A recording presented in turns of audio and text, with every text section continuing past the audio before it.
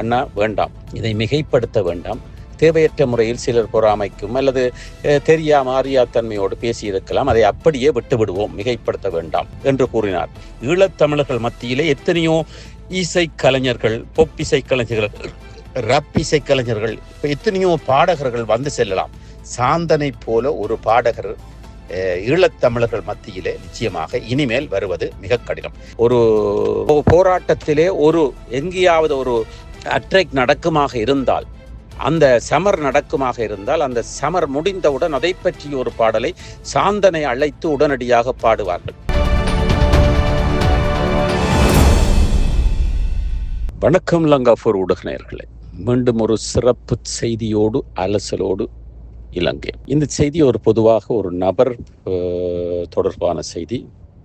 நபர் என்று கூறுவதை விட எனக்கு மிகவும் வேண்டிய ஒருவர், அதே வேளையிலே ஈழத்தமிழர்களுக்கு வேண்டிய ஒருவர். இவருடைய தந்தையாரும் ஈழத்தமிழர்களுக்கு ஒரு வேண்டிய ஒருவராக, விடுதலையோடு பின்னி பிணைந்தவராக, விடுதலை எழுச்சிகளை ஏற்படுத்திய குரலாக நாங்கள் இங்கே பார்க்கக்கூடியதாக இருக்கிறது, பார்க்கின்றோம். ஆம், யார் இந்த சாந்தன் கோகுலன்? அதாவது யாழ்ப்பாணத்தில் இருக்கின்ற சாந்தன் கோகுலன் எனப்படுகின்ற ஈழத்தமிழ் கலைஞன், அதாவது ஒரு பாடகன்.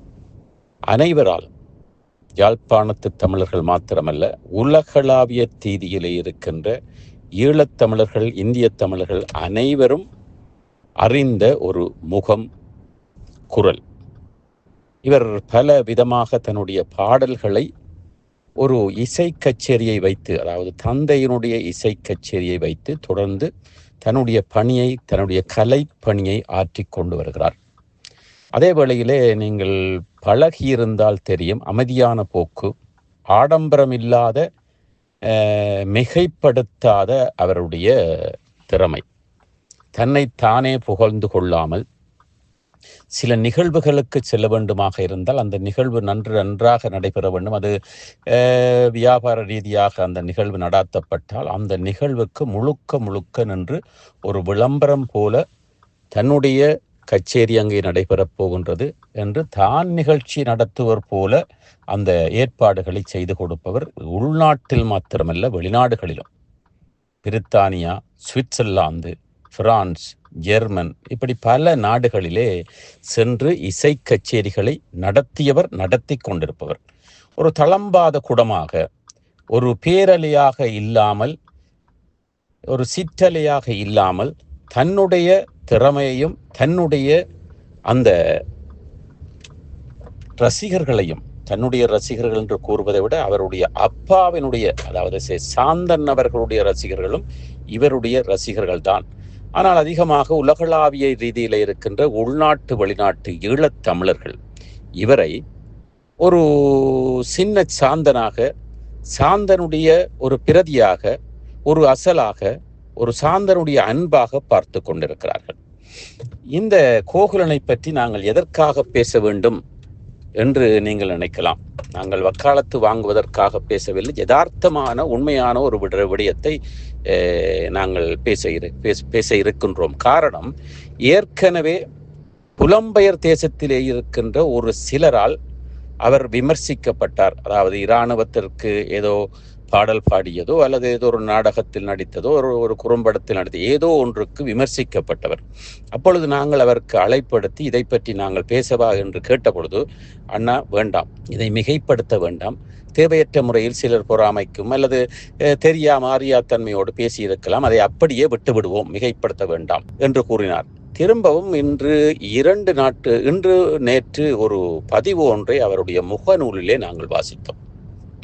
அதாவது, நீங்கள் ஏன் ஒரு பிரபல்யமாக ஆகக்கூடாது என்று ஒரு சிலருடைய பதிவுகளை பார்த்து அவர் சற்று மனம் நொந்து, அவர்களை சீண்டாமல், அவர்களை நிராகரிக்காமல், அவர்களுக்கு விமர்சனமாக கூடாமல், அவர்களோடு கோபிக்காமல், ஆத்திரப்படுத்தாமல், அமைதியாக தன்னுடைய உள்ள குமுறல்களை ஒரு தென்றலாக அவர் தன்னுடைய வரிகளிலே இணைத்திருந்தார்.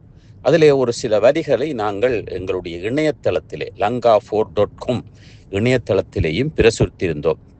ஆனால் சில நபர்கள் உள்நாட்டிலும் சரி வெளிநாட்டிலும் சரி, நீங்கள் யாரையாவது போற்றுங்கள், புகழுங்கள், ஆனால் இன்னொருவரை ஏளனம் செய்யாதீர்கள், அல்லது இன்னொருவரை ஏன் நீங்கள் இப்படி இருக்கக்கூடாது, அப்படி வரலாம் இப்படி வரலாம் என்று சீண்டாமல் இருந்தாலே போதும். அதிலே பெரிய குறைகள் என்று பார்க்கவில்லை. இருந்தாலும் கூட அவர் அந்த பிரபல்யம் என்று, ஆனால் சாந்தனுடைய மகன் கோகுலனை பொறுத்தவரையிலே அவர் இப்பொழுது மாத்திரமல்ல, அப்பொழுதிலிருந்து இப்பொழுதும் கூட அவர் பிரபல்யமாகத்தான் இருந்து கொண்டிருக்கிறார். ஈழத்தமிழர்களுடைய மத்தியிலே, ஈழத்தமிழ் இசை கலைஞர்கள் மத்தியிலே, ஏன் ஈழத்தமிழ் இசையமைப்பாளர்கள் பலர் யாழ்ப்பாணத்திலேயும் சரி வெளிநாடுகளிலேயும் சரி இருந்து கொண்டிருக்கிறார்கள். அந்த யாழ்ப்பாணத்தை பொறுத்தவரையிலே எந்த ஒரு ஈழத்தமிழ் இசையமைப்பாளர்களுடைய பாடல்களையும் சாந்தனுடைய மகன் கோகுலன் பாடாமல் இல்லை. அவரை அனைவரும் அழைத்து பாடியிருக்கிறார்கள்.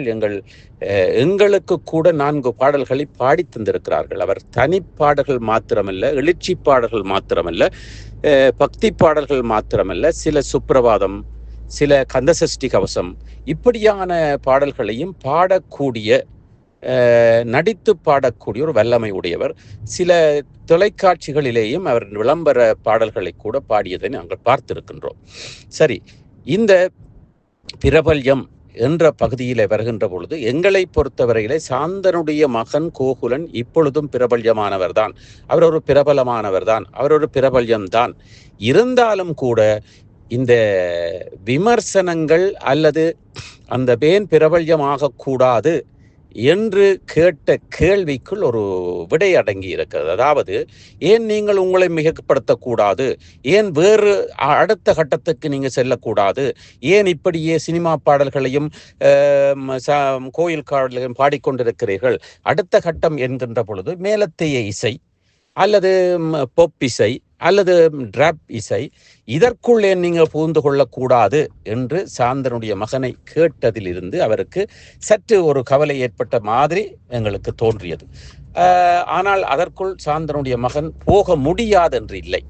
அவரால் முடியாது என்று அந்த கட்டமோ அந்த பாடல்களையோ அப்படி பாடுவதற்கு முடியாது என்று இல்லை. ஆனால் அவருடைய கொள்கை இல்லை. முதலிலே நாங்கள் சாந்தனுடைய மகனை பற்றி பார்த்தோம். இந்த சாந்தன் யார் இந்த சாந்தன்? எப்படி இவர் உலகளாவிய ரீதியிலே ஈழத்தமிழர்களுடைய மத்தியிலே பிரபல்யமானார்? ஆம், சாந்தன் என்பவர் பண்டத்தரிப்பை சேர்ந்த ஒருவர், கிளிநொச்சியிலே வாழ்ந்து கொண்டிருந்தவர். அந்த வாழும் பூமியாக கிளிநொச்சியை அவர் வசிப்பிடமாக வைத்துக் கொண்டிருந்தவர். கிளிநொச்சி சந்தையிலே, அதாவது பழைய சந்தையிலே அவருடைய குடும்பமே, அதாவது அப்பா, அம்மா,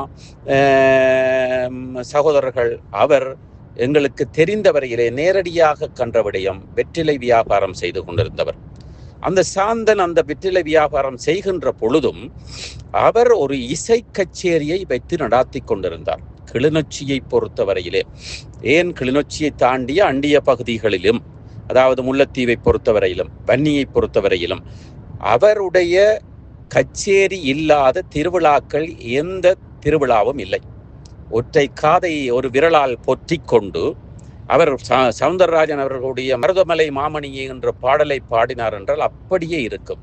அப்படியே உறைந்து போயிருப்பார்கள் அவருடைய இசையில். அது மாத்திரமல்ல, பக்தி பாடல்கள் மற்றும் பல பாடல்கள், சினிமா பாடல்களையும் பாடி மேடையிலே அசத்தி, அதுவும் கடைசியாகத்தான் அவருடைய பாடல் கச்சேரியை, அந்த இசை கச்சேரியை போடுவார்கள். காரணம், மக்கள் இருந்து பார்த்து விட்டு போய்விடுவார்கள் என்பதற்காக. நித்திரை மொழிப்போடு மக்கள் இருந்து பார்த்து விட்டுத்தான் போவார்கள். அவருடைய கச்சேரி கிட்டத்தட்ட 4 மணி 5 மணிக்குத்தான் நடைபெறும்.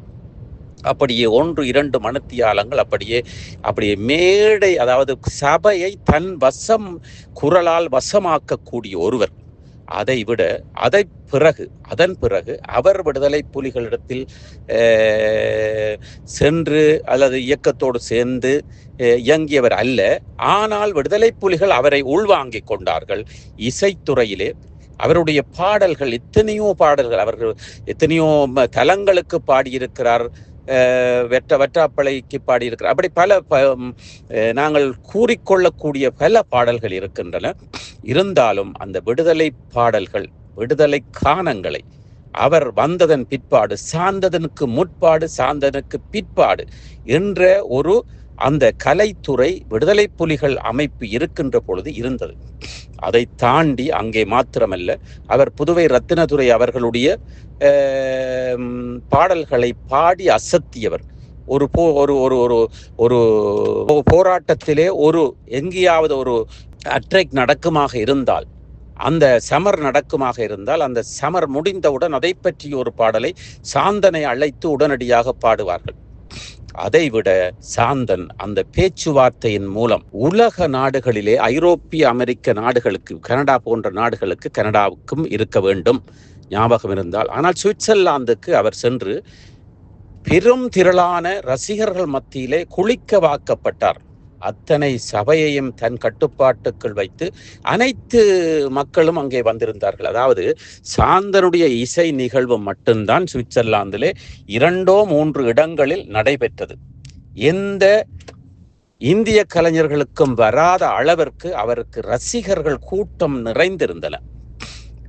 பாராட்டுக்கள், பணப்பரிசுகள், அதன் மூலமாக, அந்த நிகழ்வுகளின் மூலமாக விடுதலை புலிகள் சுவிஸ் கிளைக்கு லட்சக்கணக்கில் பணம் சேகரிக்கப்பட்டது.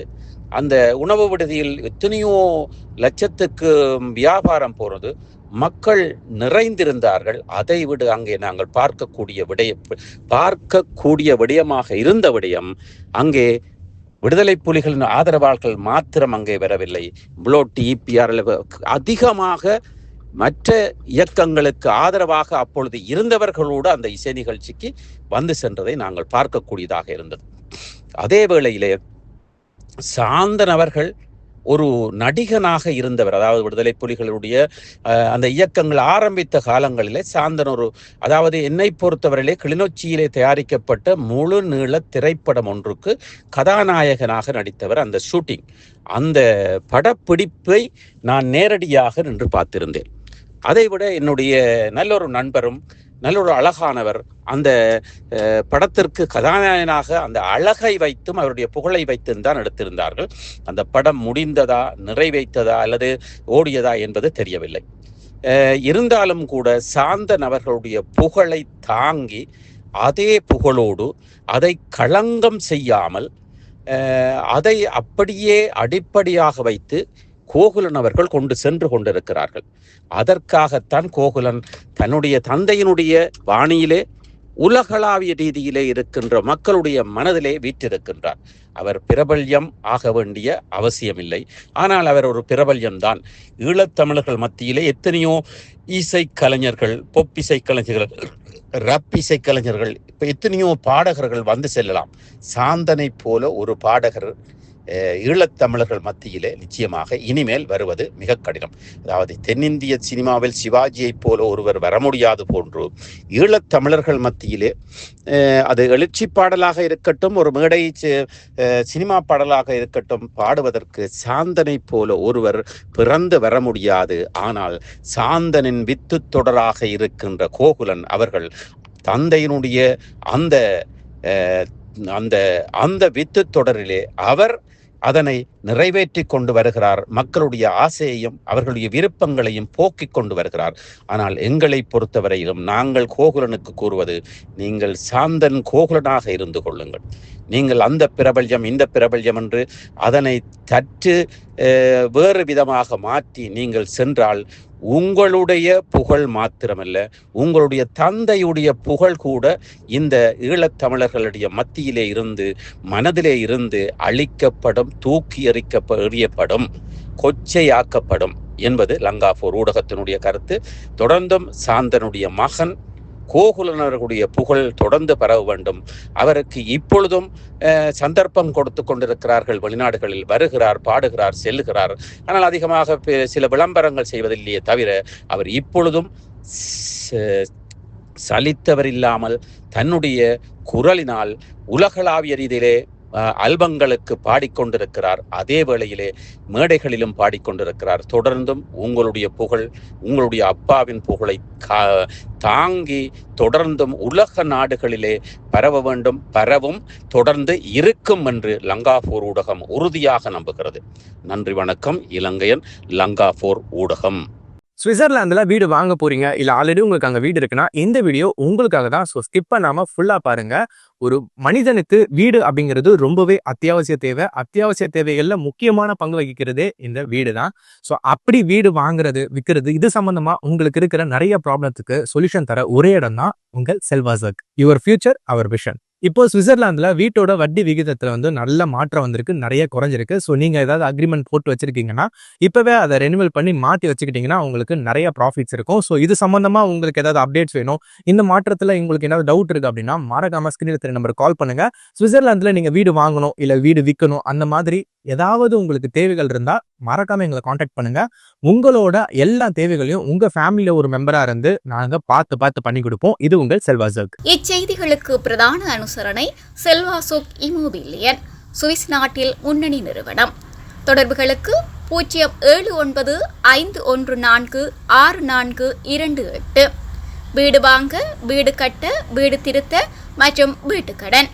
Your future our vision. இது போன்ற மேலும் பல முக்கிய சுவாரஸ்யமான செய்திகளை அறிந்து கொள்ள லங்காபோர் யூடியூப் சேனலை சப்ஸ்கிரைப் பண்ணுங்கள். எமது செய்திகள் உடனடியாக கிடைக்க பெல் பட்டனை அழுத்துங்கள். அத்தோடு எமது செய்திகளை மற்றவர்களும் பார்வையிட ஷேர் செய்யுங்கள். நன்றி.